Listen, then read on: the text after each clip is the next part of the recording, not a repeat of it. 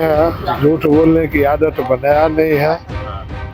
Phone से सूचना मिली कि आज 12 बजे बैठक है, समय पर नेता के आदेश का पालन करने आए। लेकिन विषय की जानकारी हमें नहीं है। एकाएक मुझे बुला लिया गया तो मैं चला आया। मुद्दों को लेकर क्या कुछ चर्चा? अब अंदर जाएंगे तब ना पता चलेगा। बिहार की सियासत से इस वक्त की सबसे बड़ी खबर निकलकर सामने आ रही है, जहां सीधे तौर पे चुनावी हार के सन्नाटों को चीरते हुए तेजस्वी यादव ने अचानक एक ऐसी बैठक बुला ली है जिसने पटना से लेकर दिल्ली तक अब सियासी हलचल तेज कर दी है। और जैसे ही खरमास खत्म हुआ तो मानो कि आरजेडी के खेमे में भूचाल आ गया हो।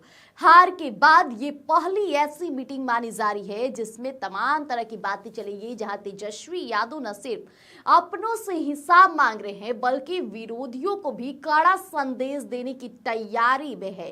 कहा जा रहा है कि हार के बाद आरजेडी बैकफुट पर है, लेकिन तेजस्वी यादव के इस अचानक कदम ने बता दिया है कि खिलाड़ी अभी भी मैदान से बाहर नहीं हुआ है और बैठक के भीतर से जो खबरें निकलकर सामने आएगी वो वाकई चौंकाने वाली होगी।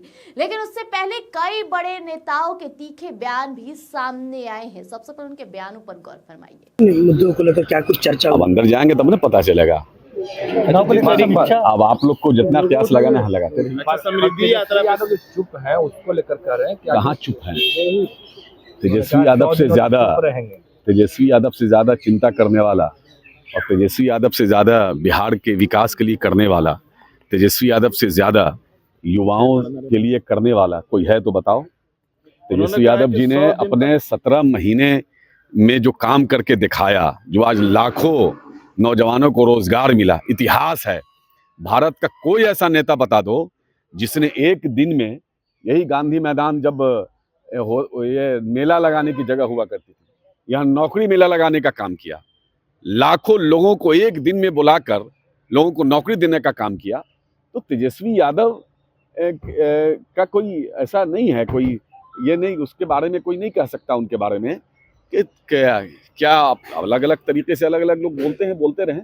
लेकिन चलिए बात होगी फिर आगे। अच्छा, उन्होंने कहा कि 100 दिन तक, तो कब से 100 दिन तक नहीं बोलेंगे? जो भाई बोला या फिर अब हम जा रहे हैं वहां से के बाद?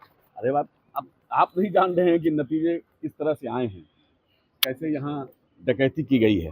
सब जानता है। अच्छा, जो चित्रगुप्त नगर में लड़की की डेड बॉडी मिली थी, उसको लेकर के अलग अलग बयान। बिहार सरकार पूरी तरह से हर मामले में फेल है, आप देख ही रहे हैं। कहीं कुछ बचा हुआ है क्या?